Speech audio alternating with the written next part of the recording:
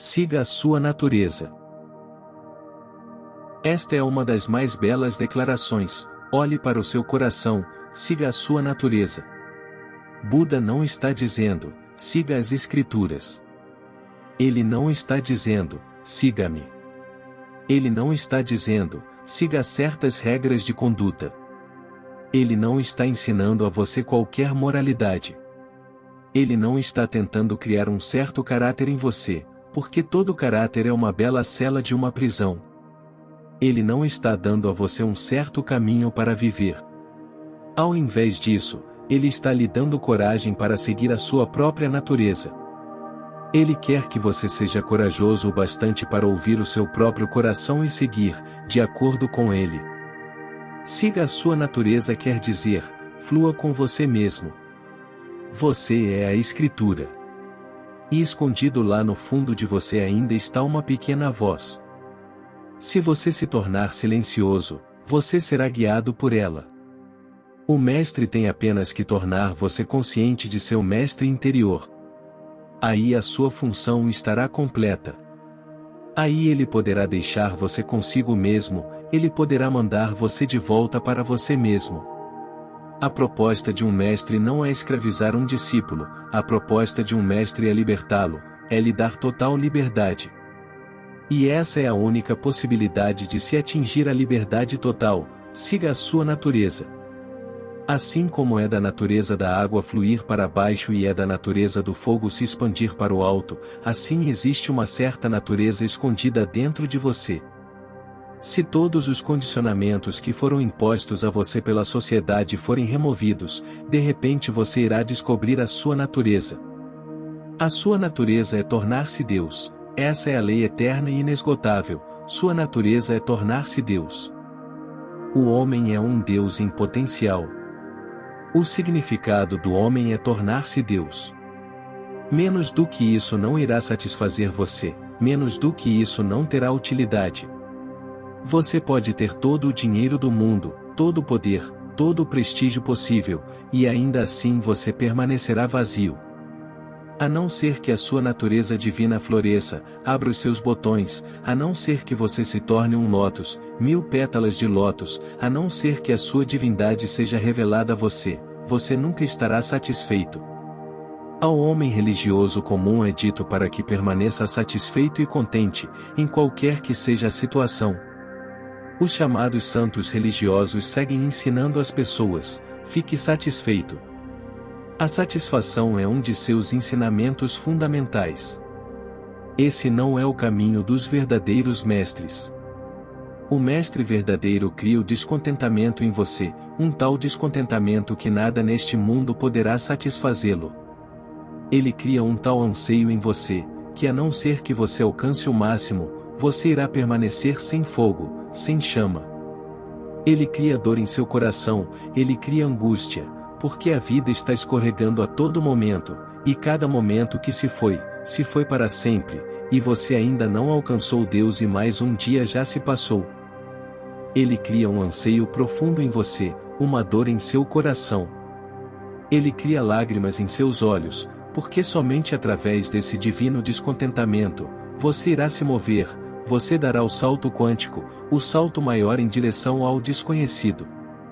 Somente através desse divino descontentamento é que você reunirá todas as suas energias e se arriscará, indo até a aventura maior que é descobrir quem você é. Siga a sua própria natureza. A sua natureza é a consciência. Mas os padres disseram a você, siga certas regras de conduta, os 10 mandamentos, siga certos princípios, não a sua natureza. Os padres têm muito medo da sua natureza. Porque se você seguir a sua natureza você irá sair de seu controle, você não será mais um escravo. Você não irá mais às igrejas, aos templos e aos mosteiros, e você não irá mais ouvir seus estúpidos padres, políticos, os chamados líderes. Eu digo que eles são os chamados líderes porque o que na verdade está acontecendo é que pessoas cegas estão guiando pessoas cegas. Se você ouvir a sua própria natureza, você não irá ouvi-los mais. Se você conhecer a sua própria voz interior, você se tornará livre. Então, a sua voz interior tem que ser esmagada, destruída, completamente destruída, ou pelo menos distorcida de tal maneira que mesmo se você ouvi-la, você não poderá entendê-la. E eles têm sido bem-sucedidos. A não ser que você lute arduamente contra eles, não haverá possibilidade de sucesso. A exploração deles é tão velha, a opressão deles é tão antiga, as estratégias deles são tão espertas. E eles têm um poder infinito em suas mãos. E quem é você individualmente contra eles? Mas se você for para dentro, se você ouvir o seu coração, você irá alcançar um tal poder que nenhum poder na terra poderá escravizá-lo de novo. Siga a sua natureza. Mas como seguir a sua natureza, se você não sabe o que ela é? E não lhe é permitido saber o que ela é. Você recebeu instruções precisas sobre o que fazer, o que comer, quando levantar-se de manhã, quando ir para a cama. Você recebeu instruções precisas. Aquelas instruções, se seguidas, fazem de você um escravo. Se não seguidas, fazem de você um criminoso. Se seguidas, você se torna um santo, mas um escravo. As pessoas irão adorá-lo, respeitá-lo, mas todo esse respeito é um entendimento mútuo. Se você seguir as nossas instruções, nós respeitaremos você. Se você não seguir, você irá para a prisão. Ou você se tornará espiritualmente um escravo ou fisicamente um prisioneiro. Essas são as duas alternativas que a sociedade dá a você. E isso nunca permite a você se tornar consciente de que existe dentro de você uma fonte de infinita orientação e direcionamento. E é de lá que Deus fala. Deus ainda fala, Ele não parou de falar. Ele não é parcial. Não é que Ele tenha falado a Maomé e a Moisés e que Ele não fala a você. Ele está falando a você tanto quanto Ele falou para Maomé. A única diferença é que Maomé estava pronto para ouvi-lo e você não está pronto para ouvi-lo. Maomé estava disponível e você não está disponível. Tornar-se disponível à sua própria natureza interior é o que eu chamo de consciência. Lembre-se dessas duas palavras. O caráter é uma invenção dos políticos e dos padres, é uma conspiração contra você. A consciência é a sua natureza. Sim, o homem de consciência tem um certo caráter, mas esse caráter segue a sua natureza. Não lhe foi imposto por alguém, esse caráter é a sua própria decisão. E ele não está preso a esse caráter, ele está totalmente livre para mudá-lo a qualquer momento. As circunstâncias mudam, a sua consciência lhe dá diferentes direções e ele muda o seu caráter. O homem de caráter, o chamado homem de caráter, está preso. Mesmo se as circunstâncias mudarem, ele segue repetindo o mesmo caráter, mesmo que não seja mais relevante, mesmo que não seja mais adequado. O contexto no qual ele tinha um significado desapareceu, mas ele segue repetindo as mesmas tolices. Ele é como um papagaio. Ele é uma máquina, ele não responde, ele simplesmente reage. Um homem de consciência responde e suas respostas são espontâneas. Ele é como um espelho. Ele reflete tudo aquilo que se confronta com ele. E a partir dessa espontaneidade, a partir dessa consciência, um novo tipo de ação surge. Essa ação nunca cria qualquer escravidão, qualquer karma. Essa ação liberta você. Você alcança a liberdade se você ouvir a sua natureza. Mas esse simples conselho parece ser muito difícil para as pessoas. Ele deveria ser a coisa mais simples do mundo. Cada criança nasce seguindo sua natureza, mas na medida em que você cresce, pouco a pouco você vai perdendo o contato com ela. Você é forçado a perder o contato com ela. O contato pode ser recuperado, ele pode ser redescoberto. Anos mais tarde, quando você tiver se tornado uma pessoa culta, preso dentro de um certo caráter, completamente cego para seu coração e sua natureza, você começa a formular muitas perguntas. Outro dia, perguntaram, Osho, o que você quer dizer quando você diz, vá para dentro? Uma declaração tão simples, vá para dentro, e você me pergunta, o que eu quero dizer com ela? Você não consegue entender estas simples palavras, vá para dentro. Eu sei que você conhece as palavras, mas ir para dentro tornou-se muito difícil porque você só aprendeu como ir para fora. Você só pode ir para fora, você só sabe como ir, se for para fora. A sua consciência está voltada para os outros, ela esqueceu o caminho para ela mesma. Você segue batendo na porta dos outros e sempre que é dito a você, vá para casa, você diz, Osho, o que você quer dizer com ir para casa? Você só conhece as casas dos outros, você não conhece o seu próprio lar. E você está carregando esse lar dentro de você. Você foi forçado a ser extrovertido. Você tem que aprender de novo o caminho de ir para dentro. Um mestre disse, religião significa ir para dentro, ir para a sua própria interioridade. Mas as simples palavras, ir para dentro, tornaram-se tão difíceis de entender. A mente conhece apenas como ir para fora, e nela não há qualquer marcha ré. Eu estou ensinando a você aqui que a marcha ré está aí, embutida, você apenas se esqueceu dela. Você sabe como ir para fora.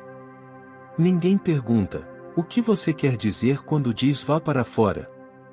Mas todo mundo quer perguntar, o que você quer dizer quando diz vá para dentro? Simples palavras. Pensar é ir para fora e não pensar é ir para dentro. Pense e você já começou a se mover para fora de si mesmo. O pensamento é a maneira de levar você para longe. O pensamento é um projeto. Não pensamento, e de repente você está dentro. Sem pensamento você não pode ir para fora, sem desejo você não pode ir para fora. Você precisa do combustível do desejo e do veículo do pensamento para ir para fora. Sentando-se silenciosamente, nada fazendo. Nem mesmo pensando, nem mesmo desejando. E onde você estará? Mas ir para dentro não é verdadeiramente ir para dentro. É simplesmente parar de ir para fora. E de repente você encontra a si mesmo dentro. Você não precisa ir para dentro porque se você for, você irá sempre para fora. Ir significa ir para fora. Pare de ir. Pare de ir a qualquer lugar. Você consegue sentar-se silenciosamente sem ir a qualquer lugar? Sim, fisicamente você pode sentar-se, isso não é muito difícil. Você pode aprender uma postura de yoga e você pode fazer de seu corpo quase uma estátua, mas o problema é, o que você está fazendo do lado de dentro? Desejos, pensamentos, memórias, imaginação, todos os tipos de projetos. Pare com eles também. Como parar com eles? Simplesmente torne-se indiferente a eles, despreocupado. Mesmo que eles estejam ali, não dê atenção a eles. Mesmo que eles estejam ali, não lhes dê qualquer importância. Mesmo que eles estejam ali, deixe-os estar. Sente-se silenciosamente do lado de dentro, observando. Lembre-se dessa palavra, observando, testemunhando, simplesmente estando alerta. E na medida em que esse observar cresce, se torna mais profundo, a mesma energia que estava se tornando desejos, pensamentos, memórias e imaginação, essa mesma energia é absorvida em nova profundidade. A mesma energia é usada por esse aprofundamento interno. E você saberá o que quero dizer quando digo, vá para dentro. Não comece a procurar nos dicionários ou na enciclopédia britânica. Não é uma questão de palavras. Palavras são simples para compreender. Quando eu digo, vá para dentro, é isso exatamente o que eu quero dizer, vá para dentro. Não comece a perguntar sobre as palavras. Escute a mensagem oculta, senão você irá perder o trem. O que eu quero dizer com perder o trem? Se você se tornar muito interessado em palavras, o que quer dizer com ir para dentro? O que isso quer dizer? Verbalmente, linguisticamente, você vai perder o trem. Não desperdice tempo com palavras. E essa é particularmente uma nova espécie de doença que tem atingido os intelectuais do mundo. Pelo menos por 50 anos, o mundo filosófico tem se tornado muitíssimo interessado em palavras e análises linguísticas. Eles não perguntam mais o que é Deus. Eles não perguntam mais se Deus existe ou não. Os filósofos contemporâneos perguntam: o que quer dizer quando você usa a palavra Deus? A questão não é se Deus existe ou não. A questão não é o que é Deus. A questão não é como se alcança Deus. Agora a questão tomou uma nova direção: o que você quer dizer quando você usa a palavra Deus? O que você quer dizer quando você usa a palavra rosa? Essa questão é mais fácil. Você pode pegar o filósofo, forçá-lo a ir até o jardim e mostrar a ele a rosa. Isso é o que eu quero dizer quando eu uso a palavra rosa. Mas isso não pode ser feito com a palavra Deus, isso não pode ser feito com a palavra consciência, isso não pode ser feito com as palavras vá para dentro. Estes são fenômenos sutis. Não se torne um interessado em linguística. Eu não estou aqui para ensinar análise linguística a você. Toda a minha abordagem é existencial.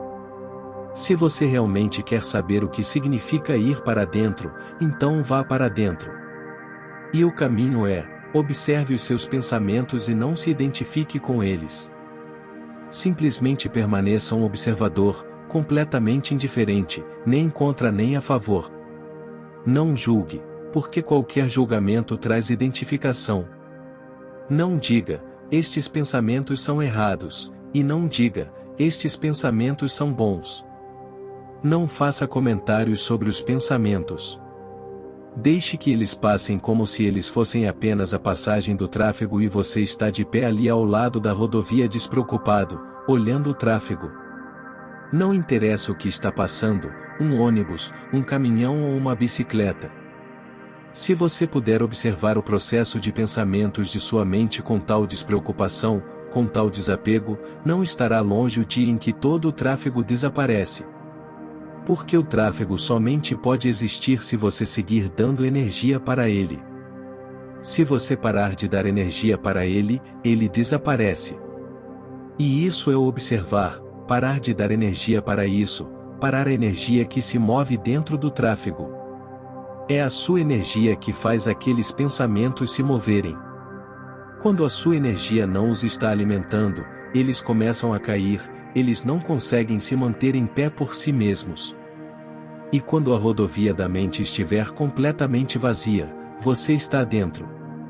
Isso é o que eu quero dizer quando eu digo: vá para dentro. E isso é o que Buda quer dizer quando ele diz: siga a sua natureza.